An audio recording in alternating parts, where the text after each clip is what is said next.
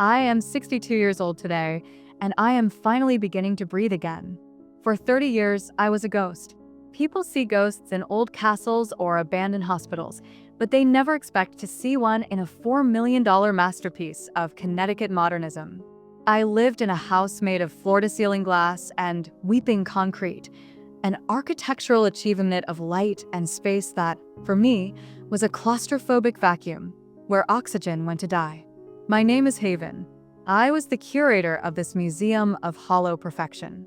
I kept the marble floors polished enough to see my own reflection, a reflection that grew thinner and more transparent with every passing year until I didn't recognize the woman looking back. From the outside, I was the American dream. I was the elegant wife of Stephen, the senior partner, the community leader, the man with the impeccable reputation. But inside, the air tasted like stale bread and centuries-old water. The house felt like a grave with a TV. This is the story of how I died while my heart was still beating, and how I finally learned that marriage doesn't fail. People do. Stephen didn't start our marriage with a scream. He started with a whisper. He was what psychologists call two-faced, the most charming man in the room at a charity gala, but cold and controlling the moment the deadbolt clicked shut.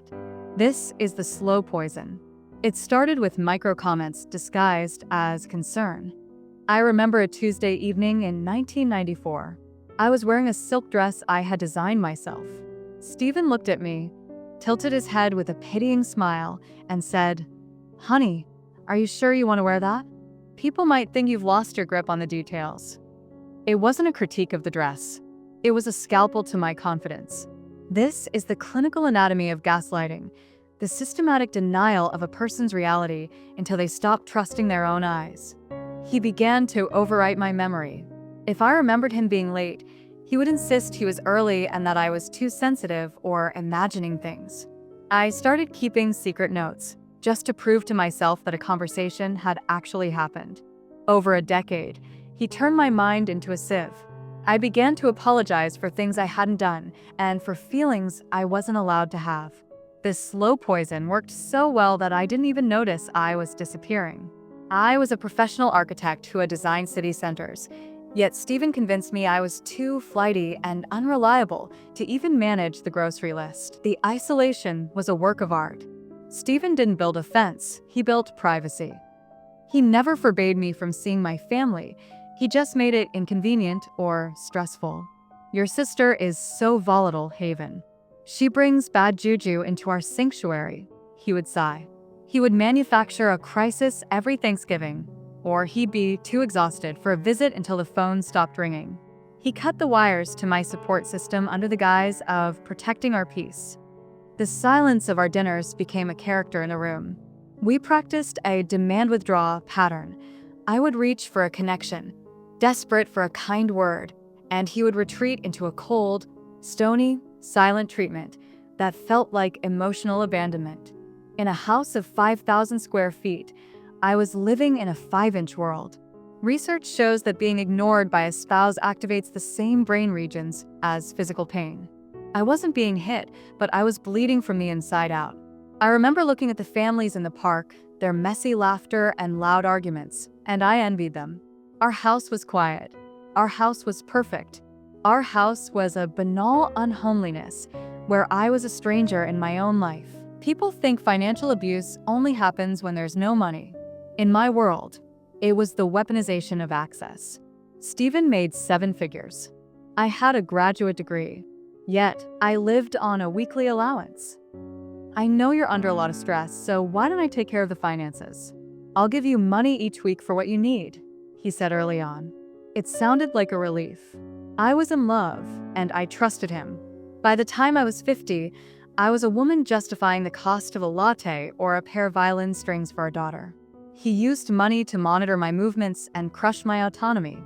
He would call my career a hobby and tell me I was too dumb to understand the investment accounts. Statistics show that women in these high-status traps face a 4.89 times higher risk of clinical mental health issues because the dependency is psychological, not material.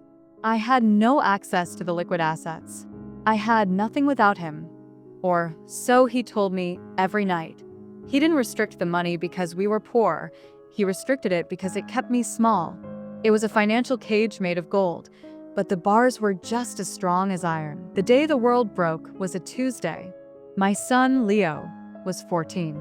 I asked him to put away his laundry, and for the first time, he didn't just ignore me. He looked up from his laptop with Steven's exact patronizing and contemptuous eyes. "Get off my back, Mom," he said, his voice a perfect mimicry of his father's. "Dad says you only nag because you're irrelevant. He says we have to manage you because you're too sensitive." In that moment, I saw the symptom bearer. My children weren't just witnessing a bad marriage, they were absorbing a curriculum of abuse. Leo was learning how to be a tyrant. My daughter, Zoya, was learning how to become a ghost. I realized my Sabar, my patience, wasn't protecting them. It was training them. I was teaching Leo that women are accessories to be managed rather than humans to be respected. I was teaching Zoya that her soul was a commodity to be traded for privacy. My endurance wasn't a virtue, it was a suicide pact for my children's future.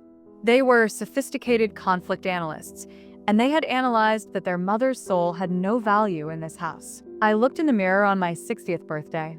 Stephen had thrown a lavish party at the country club.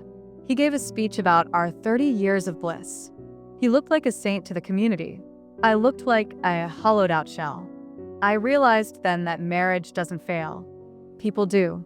Stephen failed to be a partner because his narcissistic entitlement made him believe the world, and I owed him glory. He viewed our family as an extension of himself, something to be used for image-keeping, rather than loved for itself. And I had failed myself. I had stayed in a distressing marriage, rationalizing my suffering as a religious duty or a sign of moral strength. I had internalized the blame, assuming that if I were just a little more patient, he would finally see me. But you cannot fix a man who doesn't believe he is broken. I saw this scar hypothesis in my own eyes. The way 30 years of being told I was nothing had created a self-perpetuating reciprocal process of worthlessness. I want to redefine a word for you. We are told to be patient. We are told that Sabar is the highest form of worship for a wife. But let me tell you what I learned too late. Sabar is not a suicide pact. True patience, true Sabar, means standing firm upon righteousness and dignity. It does not mean being a doormat for a man's ego. Allah does not love Zulm, oppression, and He does not love those who allow themselves to be oppressed. If your patience is destroying your soul and teaching your children how to be abusers, it isn't a virtue. It is an injustice against yourself. Justice is not just the absence of a punch. It is the presence of opportunity and the elimination of barriers to your potential. A marriage without respect, trust, and safety is not a relationship. It is a long-term funeral. I am leaving the museum today. I am leaving the weeping concrete and the equidistant forks. I am taking my reality back. I am choosing a new dawn, a new commitment, a new life. Because it is better to be alone and whole than married and hollow. It is never too late to stop being a symptom and start being a human being. I was the woman who died while she was still alive, but today, at 62, I am finally ready to live.